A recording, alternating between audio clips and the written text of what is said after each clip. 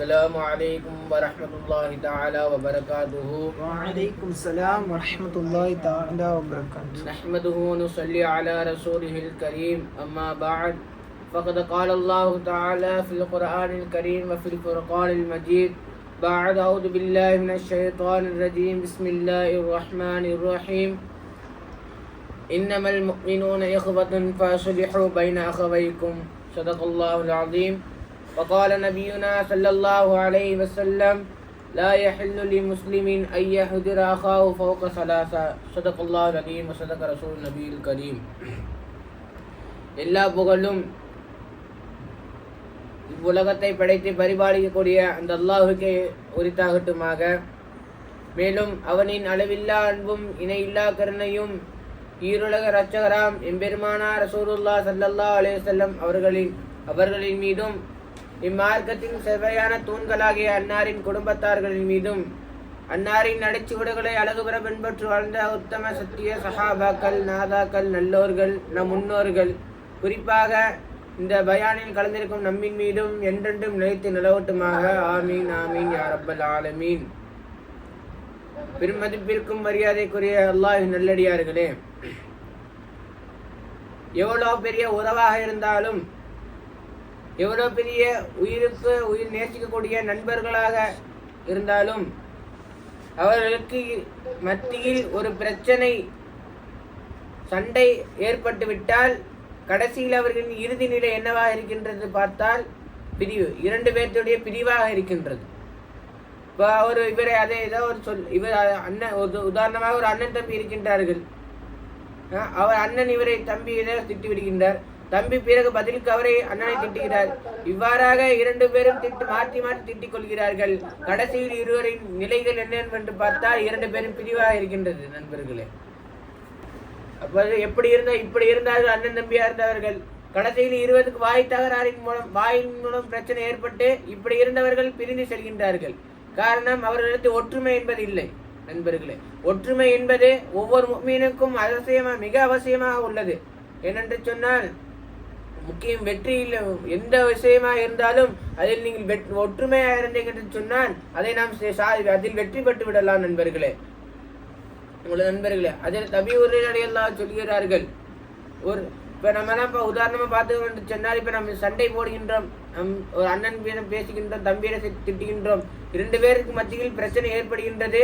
அவர் கடைசியில் அவர் என்ன சொல்கின்றார்கள், பிரிந்து போகும் நிலையில் நான் உன்னை பார்க்கவும் மாட்டேன், நீ என் முகத்திலே முழிக்காத என்பதாகவெல்லாம் சொல்லிவிட்டு இருவரும் கடைசி வரை அவர்களை சந்திக்காமல் அவரிடம் பேசாமல் பிரிந்து விடுகின்றார்கள். நண்பர்களே, இந்த பிரிவு என்பது அந்த பிரிந்தவர்கள் பேசாமல் இருப்பதன் காரணமாக அவர்களின் கடைசி நிலை நாளை மறுமையில் எவ்வாறு இருக்கும் என்று சொன்னால், அவர்களின் தண்டனையாக அல்லாஹ் ஜல்ல ஷானஹு தஆலா அவர்களை நரகத்தில் என்று போற்றி விடுவார். நண்பர்களே, என்னென்று சொன்னால் ஹஜ்ரத் அபீ ஹுரைரா ரலியல்லாஹு அன்ஹு அறிவிக்கிறார்கள், அபூதாவுதில் வரக்கூடிய ஹதீஸ், லா யஹில்லு லிமுஸ்லிமின் ஐ யஹ்ஜுர அஹாஹு ஃபௌக ஸலாஸா. எந்த ஒரு முஸ்லீமுக்கும் ஒரு முஃமினுடைய 3 நாட்கள் மேல் பேசாமல் இருப்பது ஆகுமானதல்ல என்பவர்கள் என்ன சொன்னார்கள். எந்த முஸ்லீம் சண்டை போடுகின்றீங்களா, 3 ரசூலுல்லாஹ் ஸல்லல்லாஹு அலைஹி வஸல்லம் சொல்லியிருக்காங்க, 3 நாள் டைம் எடுத்துக்கொள்ளுங்க. 3 நாட்களுக்குள்ள நீ அவர்கிட்ட 3 நாட்கள் எப்படி பேசிருங்க. அப்படியே அந்த 3 நாட்கள் நீங்க பேசாம விட்டீர்கள் என்று சொன்னால் ஃபமன் ஹஜர ஃபௌக ஸலாஸா ஃபமாத தஹலன் நார். அப்படி அவர் அந்த 3 நாட்கள் பேசாத நிலையில் அவ்வாறு மரணித்து விட்டார் என்று சொன்னால் தஹலன் நார், அவர் நரகத்தில் நுழைந்து விடுவார் என்பதாக சொன்னார்கள். எப்படி ஒரு சின்ன பிரச்சனை, அந்த பிரச்சனையின் காரணமாக இவர் பிரிந்து சென்றார்கள். கடைசி வரை அவர் பேசாமல் இருந்தார்கள். அவர் மரணத்தின் தருவாயிலும் பேசாமல் அவர்கள் தஹலன்னார், நரகத்தில் நுழைந்து விடுகிறார். நண்பர்களே, அல்லாஹ் ஜல்ல ஷானஹு தஆலா இதை விட்டு நம்மளை பாதுகாத்தல் தந்தல் புரிவானாக. இதே போன்றே எந்த மார்க்கம் பொய் சொல்லக்கூடாது. அப்போ எந்த ஒரு மார்க்கம் எப்படி நம்ம கவனிக்க வேண்டிய கண்ணியமானவர்களே, நம்ம கவனிக்கணும். எந்த ஒரு மார்க்கம் பொய் சொல்லக்கூடாது என்று சொன்னச்சோ அப்படியேப்பட்ட மார்க்கம் 3 விஷயங்களுக்காக பொய் சொல்லிக் கொள்ளலாம் என்பதாக சொல்லி காட்டியது. அதில் ஒன்றுதான் இந்த ஒரு மக்களை மத்தியில் பிரச்சனையில் இருந்து அவர்கள் விலகி இருக்கின்றார்களே, அதாவது பேசாமல் இருக்கின்றார்களே, அப்படிப்பட்டவர்கள் நீங்கள் சுல்ஹ் சமாதானம் செய்து வைப்பது, அவர்களை இணைத்து வைப்பதற்காக நீ பொய் சொல்லிக் கொள்ளலாம் என்பதாக இந்த மார்க்கம் சொல்லிக் கொடுக்கின்றது. அதாவது ரசூலுல்லாஹ் ஸல்லல்லாஹு அலைஹி வஸல்லம் சொன்னதாக உம்மு குல்சும் அவர்கள் ரலியல்லாஹு அன்ஹா அறிவிக்கிறார்கள், லைஸல் கذாபுல்லதி யுஸ்லிஹு பைனன் நாஸ். பொய்யன் என்பவன் இல்லை, அல்லதி யுஸ்லிஹு பைனன் நாஸ், எப்படிப்பட்டவன் என்றால் யுஸ்லிஹு பைனன் நாஸ், மக்களுக்கு மத்தியில் சமாதானத்தை உண்டாக்கின்றானே அப்படியாப்பட்டவன் இது என்னது பொய்யன் இல்லை என்பதாக சொல்லி காட்டின நண்பர்களே. அப்போ ஒருவரை நாம் சேர்த்து வைக்கின்றோம் என்று சொன்னால் அதற்கு நாம் பொய் சொல்லிக் கொள்ளலாம். இன்றைய காலத்தில் நம்ம எவ்வாறு தொட்டதுக்கெல்லாம் எது சின்ன சின்ன விஷயமா இருக்கும் அதுக்கு எல்லாத்துக்கும் போய் சொல்றாங்க. அதெல்லாம் அல்லாஹ்வினால் ஹராமாக்கப்பட்டது, அதெல்லாம் தடுக்கப்பட்டது.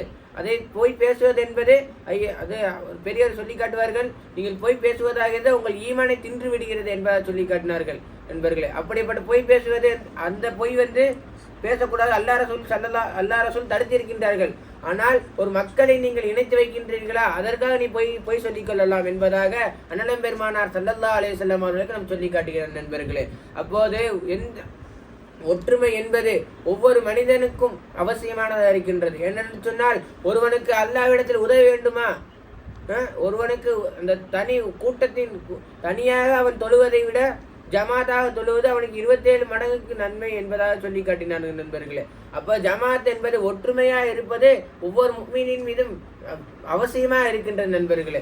அதன் மூலமாக அல்லாஹ்வுடைய ரஹ்மத்தும் அல்லாஹ்வுடைய உதவியும் அவனுக்கு கிடைக்கின்றது. என்னென்று சொன்னால், இப்னு உமர் ரலியல்லாஹு அன்ஹு சொல்லி காட்டினார்கள், திருமதியில் வரக்கூடிய ஹதீஸ், யதுல்லாஹி அலல் ஜமாஅ, ஒன்றுபட்ட கூட்டத்தின் மீது தான் அல்லாஹ்வின் உதவி இருக்கிறது என்பதாக உமர் ரலியல்லாஹு அன்ஹு சொல்லி காட்டின நண்பர்களே. அப்ப ஒரு மனிதன் ஒரு பாவத்தின் பக்கம் போகாமல் இருப்பதற்கும் பாவத்தின் பக்கம் செல்லாமல் இருப்பதற்கும் அவன் பாவம் செய்யாமல் இருப்பதற்கும் ஒரு தடுப்பாக இருக்கின்றது சொன்னால் அந்த ஒற்றுமை என்பது. இப்போ மக்கள் இப்போ ஒருத்தர் உதாரணமாக ஒரு தனிமையில் இருக்கின்றார் என்று சொன்னால் அவர் யாரும் பார்க்கவில்லை என்பதாக சொல்லி அவர் தீயதின் பக்கம் அவர் செல்வார், தீயதை செய்வார். அதே ஒரு கூட்டத்துடன் இருக்கின்றார், ஒரு ஜமாத்துடன் இருக்கின்றார் என்று சொன்னால் அந்த செயலை செய்வதற்கு அவர் வெட்கப்படுவார், அருவருப்பாக அதை நினைப்பார். அப்போது இந்த கூட்டத்தோடு இருப்பது என்பது ஒரு பாவத்தை விட்டு அவனை அதை தடுக்கக்கூடியதாக இந்த ஜமாத் என்பது இருக்கின்றது நண்பர்களே. அப்போ ஒற்றுமையாக இருப்பது ஒவ்வொரு முஃமினுக்கும் அவசியம் மிக அவசியமா இருக்கின்றது நண்பர்களே. அப்போ ரசூலுல்லாஹி ஸல்லல்லாஹு அலைஹி வஸல்லம் ஒரு இன்னொரு ஹதீஸ்ல வருகின்றது, மன் ரஆ மின் அமீரஹு ஷைஅன் ஃபகரிஹு, உங்களுடைய ஒரு கூட்டத்தில் ஒரு தலைவர் இருக்கின்றார், அவரிடம் நீங்கள் அவர் அருவருப்பான செயலை கண்டுவிட்டீர்கள் என்று சொன்னால் அவரை விட்டு நீங்கள் பிரிந்து சென்று விடுவார்கள். ஏனென்று சொன்னால் நீங்கள் அப்படி பிரிந்து சென்று விட்டீர்கள் என்று சொன்னால் நிச்சயமாக நீங்கள் ஜாகிலியா காலத்தில் மரணித்தவர்களைப் போல் ஆகிவிடுவீர்கள் என்பதாக சொல்லி காட்டினார் நண்பர்களே. அப்போ ஜமாத்தை ஒற்றுமையாக இருப்பதன் மூலமாக ஒருவன் பாவத்தை விட்டு தடுப்பதற்கும் நன்மையின் பக்கம் செல்வதற்கும் இது ஒரு ஆயுதமா இருக்கின்றது என்று நண்பர்களே. என்னென்று சொன்னால், இப்போ ஒரு தனிமையில் இருக்கின்றான், அவனுக்கு சிந்தனைகள் எப்ப தனிமையில் இருக்கும்போது தீயதின் பக்கம் சிந்தனைகள் இருக்கும். அதே அவன் ஒரு ஜமாத்தோடு இருக்கின்றான் என்று சொன்னால் ஒவ்வொருத்தரும் அல்லாஹை பற்றி அவருக்கு நினைவு கூறுவார்கள். இவர் மறந்துவிட்டாலும் இவருக்கு இன்னொருத்தர் இந்த கூட்டத்தில் ஒருத்தர் சொல்லுவார், இந்த வாங்க சொல்றாங்க, வாங்க தொழுக போகலாம் அப்படிம்பாரு. இன்னொருத்தர் வாங்க தொழுது முடிச்சாச்சுல வேற திக்ர் செய்யலாம், வாங்க அல்லாஹ்வுடைய ரசூலை பற்றி பேசலாம் என்பதாக இவ்வாறாக அந்த கூட்டத்தின் மூலம் இருப்பதன் மூலம் நன்மைகள் செய்வதற்கு வாய்ப்புகள் அதிகமாக இருக்கின்றது நண்பர்களே. அதனால்தான் நம்ம அதிகமாக ஜமாத்தோடு போய் சேர்ந்து கொள்ள வேண்டும் நண்பர்களே. ஜமாத்தோடு சேர்ந்து கொள்வதன் மூலமாக நமக்கு அந்த பாவத்தை விட்டு நாம் தடுப்பதற்கு ஒரு இதாக இருக்கின்றது நண்பர்களே. அதான் ரசூல். அப்போது இந்த ஒற்றுமை என்பது மிக அடிமையாக இருக்கின்றது, மிக அவசியமாக இருக்கின்றது. இன்றைய நாம் பார்த்தோம் என்று சொன்னால் எத்தனையோ குடும்பத்திற்கு பிரச்சனை ஏற்படுகின்றது. அவர்களின் கடைசி நிலை இரண்டு குடும்பமும் சண்டையிட்டு அது பிரிந்து விடுகின்றார்கள். இதே கணவன் மனைவிக்குள் சிறிய சண்டை ஏற்படுகின்றது, அவர்கள் பிரிந்து சென்று விடுகின்றார்கள். இதே உயிருக்கு உயிராக ஒரு நண்பன் இருக்கின்றான், அவன் கூட சிறிய பிரச்சனை ஏற்படுகிறது, 2 பேரும் பிரிந்து சென்று விடுகிறார்கள். அப்போது இந்த சிறிய பிரச்சனை தான் அவர்களை இருவரையும் பிரித்து சென்று அவர்களின் கடைசியை நரகத்தில் கொண்டு போய் தள்ளிவிடுகின்ற நண்பர்களே. அப்போது யாரெல்லாம் இந்த குடும்பத்தை பிரிந்து வாழ்கின்றார்களோ அவர்களெல்லாம் சேர்ந்து கொள்ள வேண்டும், குடும்பத்தை சேர்ந்து வாழ வேண்டும் நண்பர்களே. ஏனென்று சொன்னால் ரசூலுல்லாஹி ஸல்லல்லாஹு அலைஹி வஸல்லம் அவர்கள் என்ன சொல்லியிருக்கின்ற ஹதீஸ் வருகின்றது, நீங்கள் உங்கள் குடும்பத்தார்களை சேர்ந்து வாழுங்கள், லா யதுகுலுல் ஜன்னத காத்தியோன், நீங்கள் யார் உறவை துண்டித்தாரோ அவர் சொர்க்கத்தில் நுழைய மாட்டார் என்பதாக ரசூலுல்லாஹி ஸல்லல்லாஹு அலைஹி வஸல்லம் அவர் சொல்லி காட்டின நண்பர்களே. அப்போ நம் உறவை நாம் பேணி கொள்ள வேண்டும். அவர்கள் உங்களை வெறுத்தாலும் அவர்கள் உங்களை ஒதுக்கினாலும் நீங்கள் அவர்களுடன் போய் சேர்ந்து வாழ வேண்டும் நண்பர்களே. அவர்களுக்கு இப்போ இன்றைய காலத்தில் மக்களோட நிலைமை என்ன எப்படி ஆயிடுச்சு, அவர் ஏதாவது திட்டாரா, இப்போ பிரிஞ்சு போயிட்டாங்க, பிரிஞ்சு போயிட்டா ஐயோ இவர் வராரா, இவரை பார்க்கணுமா, இவர் மூஞ்சில முழிக்கணுமா அப்படின்னு சொல்லிட்டு இவர் வந்தாருன்னா அவர் கண்ணத்தை மூடிக்கிட்டு அவர் தலையை அப்படி திரும்பிக்கிட்டு இவ்வாறாக சென்று விடுகின்றார்கள். ஏதோ வேற மனுஷன் மாதிரி ஒன்னா பழகிற ஒரே குடும்பத்தாராக தான் இருப்பாரு. ஆனால் அந்த சண்டையின் காரணமாக எப்படி ஆயிடுது, அவர் யாரோ ஒரு மனுஷர் மாதிரி. ஐயோ இவர் மூஞ்சி இல்லாமலாம் முழிக்கணுமா, இவர் சலாஞ்சனா இவர் பதில் சொல்லணுமா, இவர்கிட்ட போய் நான் பேசணுமா என்பதா சொல்லி அவர்களை வெறுத்து இப்படி மூஞ்சி அப்படியே இதை மறைத்து கொண்டு போய் சென்று விடுகிறார்கள். இதன் மூலமா அந்த உறவை துண்டித்து போனதன் மூலமாக அல்ல யாரு அவர்கள் சொர்க்கத்தில் நுழைய மாட்டார்கள் என்பதாக ரசூலுல்லாஹி ஸல்லல்லாஹு அலைஹி வஸல்லம் சொல்லிவிட்டார் நண்பர்களே. அப்ப நம்ம யாரெல்லாம் இவ்வாறு இருக்கிறார்களோ அவர்கள் எல்லாம் உறவை சேர்ந்து வாழணும் நண்பர்களே. அல்லாஹ் சொல்லி காட்டுகின்றான், இன்னமல் முஃமினூன இஹ்வத்துன் ஃபஸ்லிஹு பைன அஹ்வைக்கும். நிச்சயமா முஃமின்களாகிற இஹ்வத் உங்களுடைய சகோதரராக இருக்கின்றார்கள். ஃபஸ்லிஹு பைன அஹ்வைக்கும், உங்களுடைய சகோதரருக்கு மத்தியில் நீங்கள் சமாதானத்தை இணக்கத்தை உண்டாக்கி கொள்ளுங்கள் என்பதாக அல்லாஹ் ஜல்ல ஷானஹு தஆலா நமக்கு சொல்லி காட்டுகிறான் நண்பர்களே. அப்போது நாம் ஒற்றுமையா இருந்து இருப்பதன் மூலமாக இவ்வுலகிலும் நமக்கு வெற்றி கிடைக்கின்றது, நாளை மறுமையிலும் அல்லாஹ் ஜல்ல ஷானஹு தஆலா இடத்தில் நமக்கு வெற்றி இருக்கின்றது நண்பர்களே. ஆக இந்த ஒற்றுமையா இருந்து வாழ அல்லாஹ் ஜல்ல ஷானஹு தஆலா உங்களுக்கும் எனக்கும் தௌஃபீக் செய்வானாக. ஆகிர் தவானா அல்ஹம்துலில்லாஹி ரப்பில் ஆலமீன். அஸ்ஸலாமு அலைக்கும் வரஹ்மத்துல்லாஹி தஆலா வபரகாத்துஹு.